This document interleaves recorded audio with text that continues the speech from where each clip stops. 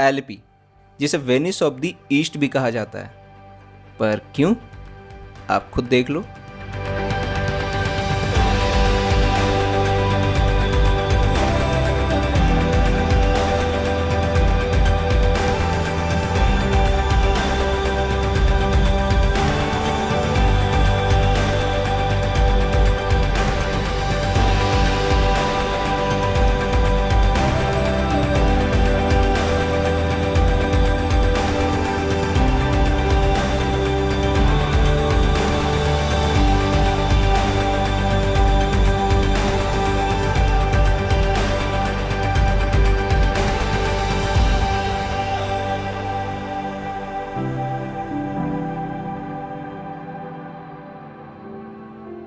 किसी भी जगह को आप दो तरीके से घूम सकते हैं, या तो एक टूरिस्ट बनकर या फिर एक ट्रैवलर बनकर। लेकिन हम तीसरा ऑप्शन चूज किए, गेस्ट बनकर, क्योंकि एलिपी में है अनूप का घर, और जब साथ में एक लोकल पर्सन हो तो उस जगह को एक्सप्लोर करने का मजा ही अलग होता है। तो बस अनूप के साथ हम निकल पड़े एलिपी के ऑफ बीट एरियाज को एक्सप्लोर करने। ये जगह एलिपी बैक वाटर को क्रॉस करके आती है, और यहीं पर अनूप ने अपना बचपन बिताया था।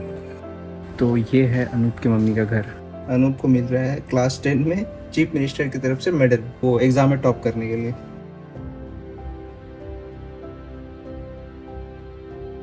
This was the only option, right? This was, and it was full of grass. Oh, we were feared of grass, like snake and all. So now this is recently constructed. इस जगह की पोजीशनिंग काफ़ी interesting है, क्योंकि ये चारों तरफ से पानी से घिरी हुई है। इसी वजह से यहाँ ज़्यादातर घरों में उनकी खुद की बोट होती है। इसके अलावा यहाँ पब्लिक बोट्स भी चलती है, जो होती तो फ्री ऑफ कॉस्ट, बट उनकी स्पेसिफिक टाइमिंग होती है। और यही एक मात्र तरीका है इस आइलैंड पर आने का। यहाँ लोगों को मछली पकड़ने के लिए सिर्फ घर से बाहर निकलने की देरी है। आंटी को एक मछली मिल गया फाइनली। हम लोग ऐसे रास्ते से जा रहे हैं जिसका मतलब लोकल के अलावा और किसी को नहीं पता रहेगा। अगर कोई टूरिस्ट, मतलब अगर कोई घूमते घूमते आया, वो पक्का खो जाएगा इस जगह पर।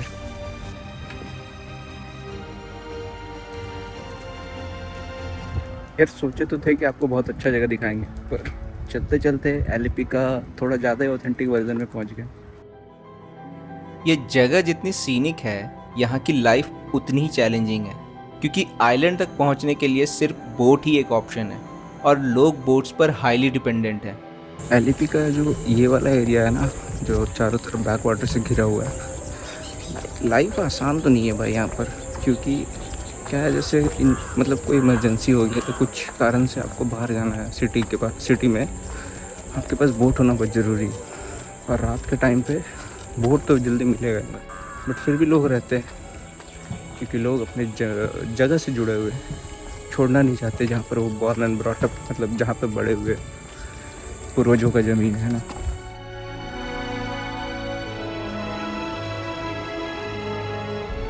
सामने क्या ब्यूटीफुल लग रहा है देखने में।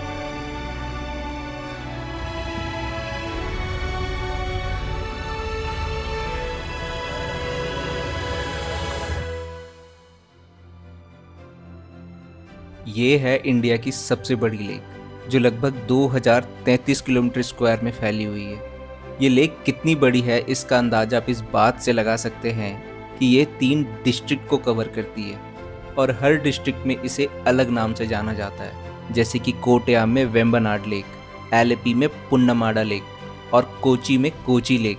आपकी नज़र जितनी दूर तक जाएगी, आपको सिर्फ और सिर्फ ये लेक दिखाई देगी। इतनी ज़्यादा एरिया में फैले होने के कारण ये लेक कम और ओशियन की फीलिंग ज़्यादा देती है, और इसलिए यहाँ पर बनाई गई है स्पोर्ट्स अथॉरिटी ऑफ इंडिया, क्योंकि ये जगह परफेक्ट है वाटर स्पोर्ट्स के लिए। और यहीं पर ट्रेनिंग करके बजरंग लाल ठाकुर ने इंडिया के लिए फर्स्ट गोल्ड मेडल जीती एशियन गेम्स के इंडिविजुअल रोइंग कंपटीशन में। उनके अलावा भी यहाँ से कई टॉप टियर रोवर्स, कायाकर्स और कैनोइस्ट बने।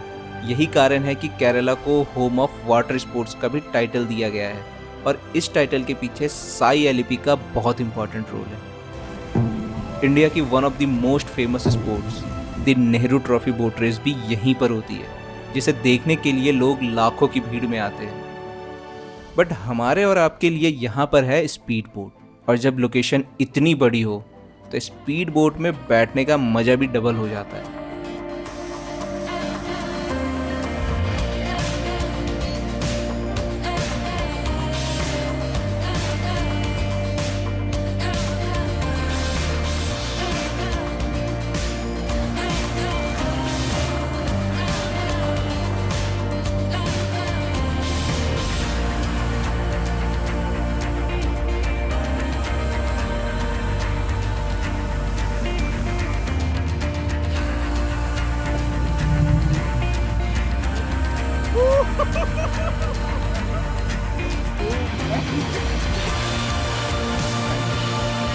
भाई साहब स्पीड बोट वाला जो ड्रिफ्ट था ना वो बहुत मस्त था। टोक्यो ड्रिफ्ट नहीं, ये था Alleppey drift on water, no road, only water bro. अभी भी welcome to Alleppey. Shikara ride एक छोटी सी बोट राइड जिसमें आप पूरे एलपी के बैक वाटर में नेविगेट कर सकते हैं और यहाँ की लाइफ को थोड़ा क्लोजली ऑब्जर्व कर सकते हैं। इसके अलावा जो शांति मिलेगी आपको शिकारा राइड पर, वो कंपैरिजन हम आपके ऊपर छोड़ते हैं।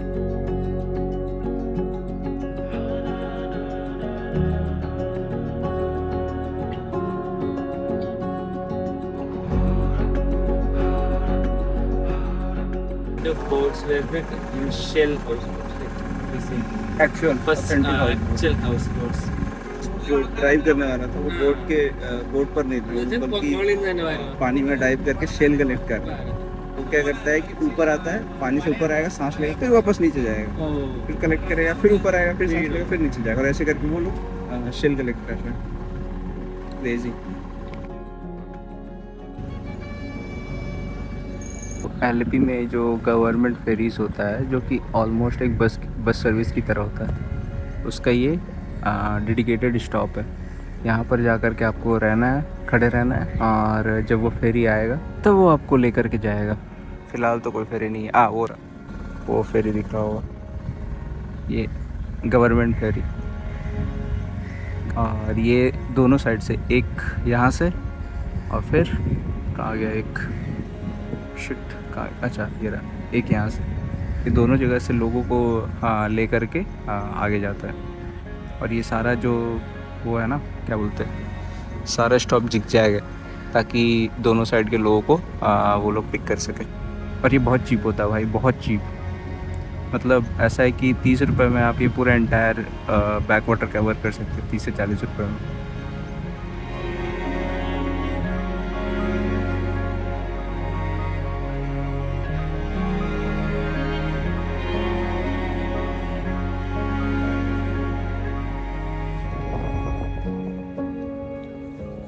बाकी इस जगह के बारे में बताते हैं। ये इंपॉर्टेंट जगह है क्योंकि इसको जो बनाया गया था, मतलब ये सोच के बनाया गया था कि जितना भी हाउस बोट है ना, जो इधर उधर कहीं कहीं लगा रहता है, उसके लिए एक टर्मिनल था कि सारा हाउस बोट यहीं पे आके रुकेंगे, यहाँ से लोग चढ़ पाएंगे आराम से, मतलब एक कॉमन पॉइंट होगा सारे हाउस बोट का।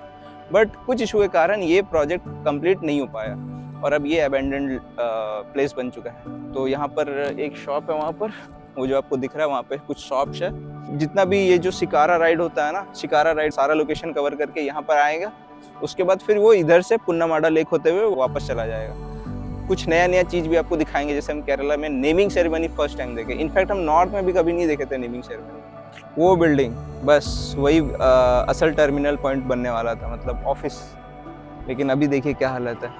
इसीलिए कहा जाता है प्लानिंग इज इम्पॉर्टेंट। बिना प्लानिंग के आप कुछ मत कीजिए, वरना पैसे बर्बाद होंगे, जैसे ये बर्बाद हो रहा है। देखिए अभी बन जाता अच्छा होता, यहाँ पे 10 गो दुकान होता, लोग आते देखते, पैसा आता, इकोनॉमी बढ़िया होता, बट नहीं हुआ, कुछ नहीं, कोई बात नहीं। चलिए जैसे चल रहा है चलने देते हैं। बाकी चलते हैं हम लोग वापस अपना शिकारा राइड।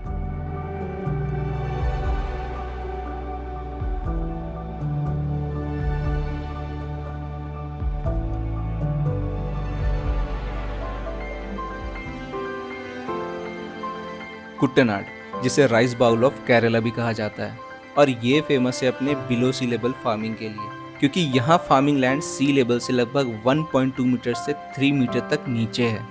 इंटरेस्टिंगली पूरे इंडिया में सिर्फ यही एक जगह है जहाँ बिलो सी लेवल फार्मिंग होती है। कुट्टनाड लगभग 75 किलोमीटर तक फैली हुई है, जहाँ ये नॉर्थ में कोची से शुरू होकर साउथ में कोल्लम में खत्म होती है। लेकिन कुट्टनाड हमेशा से राइस फील्ड नहीं थी। बल्कि ये बैक वाटर्स और वेटलैंड से भरी हुई थी। आज से लगभग 200 साल पहले यहाँ के लोकल फार्मर्स ने एग्रीकल्चरल वेस्ट का यूज़ करके आइलैंड के पेरीमीटर पर ऊंची बॉर्डर बना दी और मैनुअल वाटर व्हील्स को यूज़ करके यहाँ से पानी को बाहर निकाला। उसके बाद शुरू हुई यहाँ पर राइस फार्मिंग। कुट्टनाड को सी वाटर से अलग रखने के लिए वेम्बनाड लेक पर तन्नेरमुखम डैम बनाया गया, जो लगभग 1.4 किलोमीटर लंबी है। आज कुट्टनाड केरला के राइस प्रोडक्शन में 25% कंट्रीब्यूट करती है। इसलिए कहा जाता है God created Kerala and man created Kuttanad.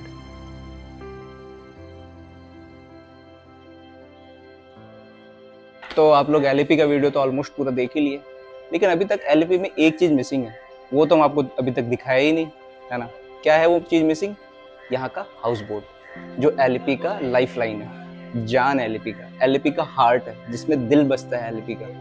अभी आप जो ये हॉल देख रहे हैं, ये एक हाउस बोट के अंदर है, और ये हॉल इतना बड़ा है कि ऑलमोस्ट 50 लोग आराम से आ सकते हैं। बाकी आइए आपको एक अच्छा सा हाउस बोट टूर देते हैं कि एलईपी में हाउस बोट्स कैसा होता है। मेन पर्पस जो था हाउस बोट का वो ये था कि पहले के टाइम पे जब लोग ट्रैवल करते थे, कुछ सामान बेचने जाते थे इधर उधर, तो उनको बोट्स में ही रहना पड़ता था, और इसलिए उस टाइम पर हाउस बोट का कॉन्सेप्ट आया था फर्स्ट टाइम, ताकि लोग अपने हाउस बोट में ही मतलब अपने बोट में ही रह सके, क्योंकि वो लोग बहुत दूर दूर ट्रैवल करते थे।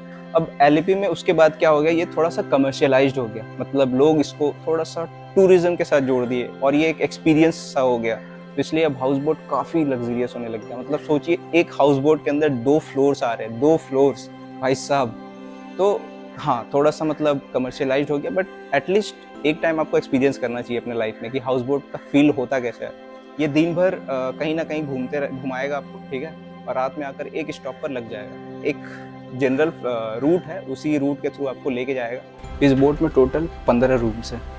15 रूम्स भाई, घर में नहीं होता इतना।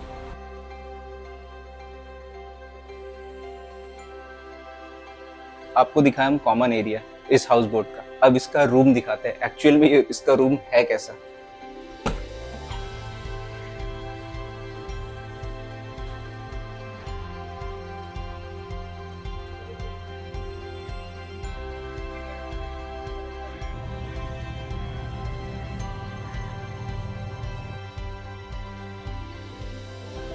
लोकेशन बहुत अच्छा है, एक साइड घर, दूसरे साइड पानी, सॉरी बैक वाटर, और सामने एक ब्रिज।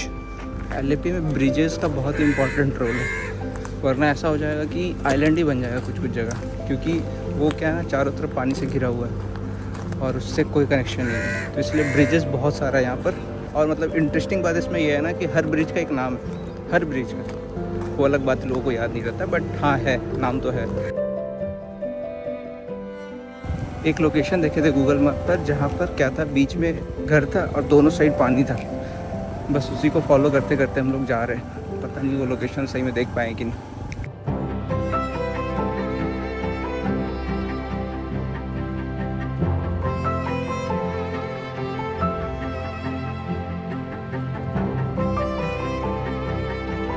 अब देखिए, ऐसा कहना गलत नहीं होगा कि एलईपी की sunset one of the most beautiful sunset लगी हमको, क्योंकि हर दिन हम एक अलग ही सनसेट देखें, और वो भी डिफरेंट लोकेशन से।